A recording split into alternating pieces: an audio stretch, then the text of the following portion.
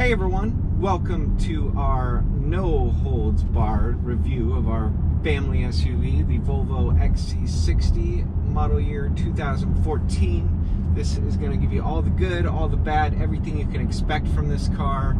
And it's been a lot of fun. It's been a very reliable family SUV getting around our 2-year-old with no problem whatsoever. So you're looking at a slightly upgraded model. We've got the navigation system here, which is actually a pretty good navigation system in the scheme of things. My only complaint is it's not touchscreen, so everything is manually entered from a very simplistic button over here. And so entering an address can probably expect you to take on the neighborhood of 2 to 5 minutes, depending on how fast you are maneuvering this thing. This had some upgrades, so that was one, the navigation system. 2, it's got the backup camera, which was not a standard feature in the model year 2014. It's also got the BLIS, which is the sensor to let you know that someone's in the lane next to you, is what Volvo called that. The BLIS system, or BLI5, I can't really decide what it really is. It's got, what other upgrades does it have? Oh, it has parking sensors, which weren't really standard in 2014. Very helpful. I can't even drive a car without them these days. So that's the parking sensor down there. That's a BLIS system there. Dual climate zone control. Whoop-de-doo-dah, every car's got that. Defrost. Nice to be able to quickly adjust where the airflow comes out of using this easy to understand diagram. Visually pleasing to the eye. It shows right up here on the screen as well.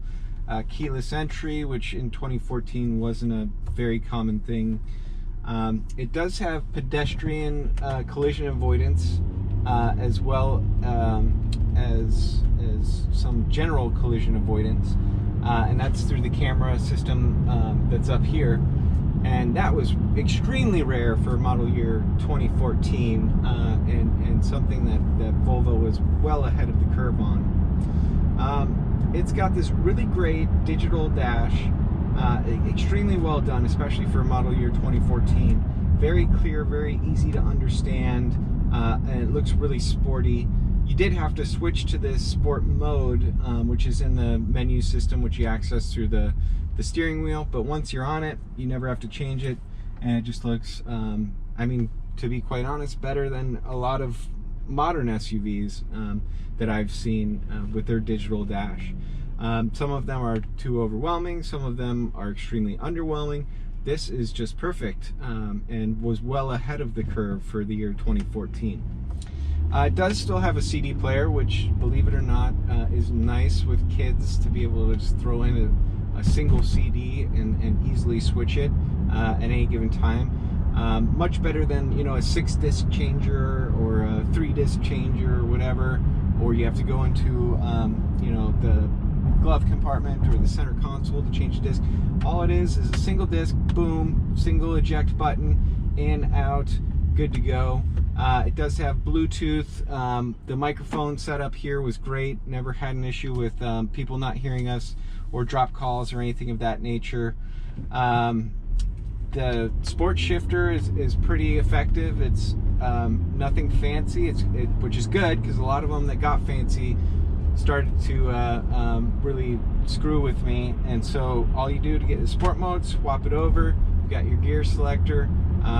This is just, it's not all-wheel drive, although it was an option for this year. This is a 2-wheel drive, and it's got plenty of power from this V6,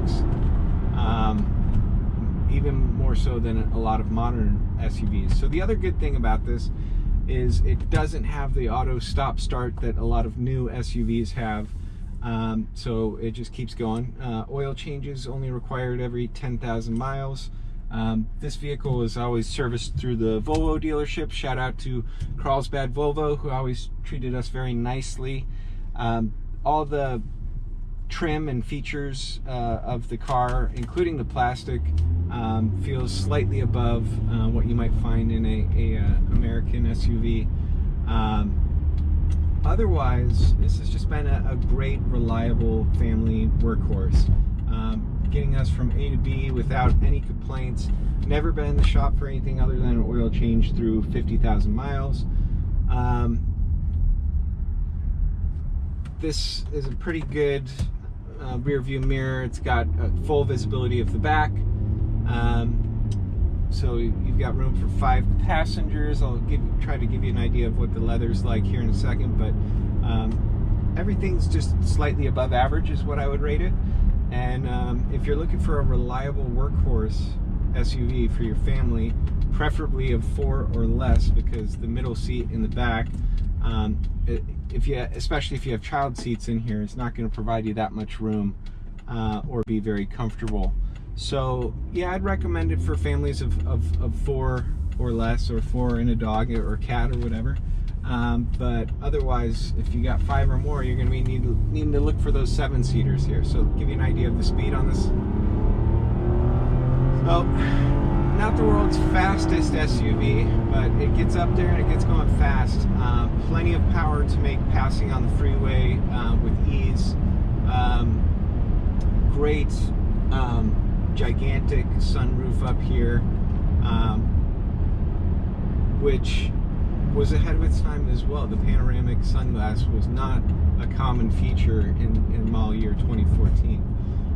The one thing that really drew me about this SUV and attracted me to it was its pretty timeless design and look. For the most part, really beautiful SUV that was ahead of its time. Now let's talk about some negatives.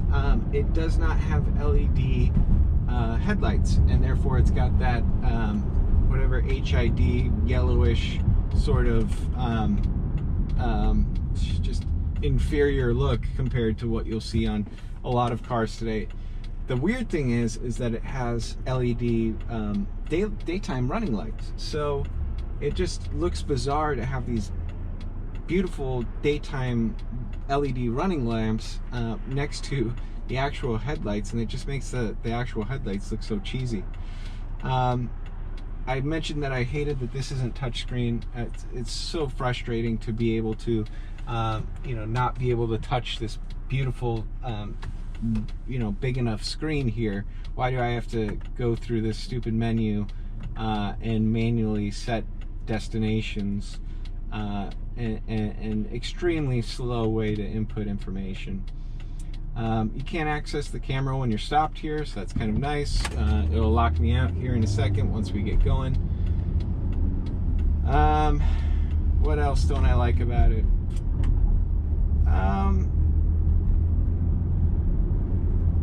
The voice control is I would call it average, which is actually a good thing in the voice control land, because there's so many voice controls that are terribly done, such as, let's say, BMW and Audi, that tend to be really poor and never understand what you're saying. So average in this case is actually good. Cruise control works fine. All automatic windows, which is pretty rare, and it shouldn't be, because that should be the most obvious thing in the world for car manufacturers. I don't know why so many of them miss that. Chevy, Buick, GMC. And overall, it's been a great car to us. So I'll let you check out the inside and outside here real quick, and then I'll give you some closing thoughts on what I think about this car. And otherwise, feel free to drop any questions in the comments. I'll do my best to answer them for you, and hopefully you end up with a great experience as we did with this SUV. I love the way it looks from the outside. Like I said, it looks better than most, and there's the parking sensors, most modern SUVs. Yeah, so you can see the parking sensors going off here as I approach the curb. It's pretty accurate, and it gives you an audible little beep to go along with it. So yeah, so let's check out the outside and the inside real quick, and I'll close you out. Okay, so here's the outside of the Volvo XC60. As you can see, we've got the upgraded 20-inch rims. Real beautiful looking with these on there. I actually got these off eBay from OEM Volvo dealer, paid $800 for them, including the tires, which is a heck of a steal. They're those beautiful LED running lamps I'm talking about. Look great, and in comparison with these old school gas bulbs, not really a fan of those. Grill's nice, looks good. Got the pedestrian collision avoidance through these cameras up here, as well as the crash detection and stuff like that. Nice little safety features, as always, from our good pals over in Sweden with Volvo. Other side of the car, real clean, looks great. Take a peek in the passenger. So, as you can see, it's got a decent amount of space. I've got the passenger moved up a bit there. Our car seat left some marks there, but yeah, so that's the back passenger seat. It gets super cramped with 2 car seats in there. Just to warn you, almost zero chance of someone sitting in the middle once you got 2 car seats in there. Gas cap, which is operated by a button on the inside. Rear trunk here. Plenty of space back here. This is another really big plus to the XC60. It's an extremely spacious back end here.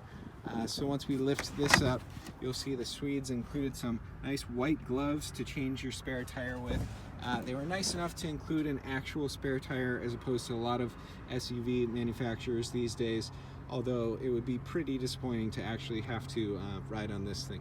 So that's basically it for the XC60. I'll take one look on the inside here so you can get a better look at some of these features. On the steering wheel here we've got the cruise control plus some menu option stuff, the voice activation, exit, volume control, and you can switch through radio stations using this scroll toggle. Advance, go back for songs. Here's the sport mode digital dash I was talking about. Very nice on the eyes. Just the navigation and the HVAC plus all the other entry buttons here. So I guess one thing that once you master the single button entry for, say, navigation, you can use these like a T9 style to enter, you know, to get to I, you would press 4 3 times, and so on and so forth. So you can do data entry using this numpad as well, but it's just really slow. So a couple other quick things here. We've got the gas gauge here. This has been pretty good on gas overall. Regular unleaded fuel, which is important to a lot of people. Got the speed digital gauge here that I was talking about. As you can see, 53,000 miles, so we've logged a lot of time in this vehicle. I feel confident telling you that it's a great one. Pan over here, you've got the emergency warning flashers there. The way in which you turn on the rear windshield wiper is this button right here on the turning stalk, as well as rain sensing windshield wipers, which is again fairly rare on a model year 2014. So Volvo was really ahead of its time with this vehicle. If you're shopping for one right now, what you're going to want to look for is as many of these buttons as you can, because the ones that are missing are important stuff that you're missing out on. So common ones are missing: cam, so that's the backup camera there; nav, which is the navigation system, of course. Some of them didn't have like the technology package for the multimedia, as well as the telephone, the BLIS, which is the side traffic monitoring system, and then the parking sensors down here. I believe that you'd have four-wheel drive and a couple other options that are missing even from this fairly upgraded vehicle. And there you've got that. In here you've got a USB and an aux to easily play your iPhone or Android onto the system, and it does that very well. We spent many hours listening to our iPhones in this car.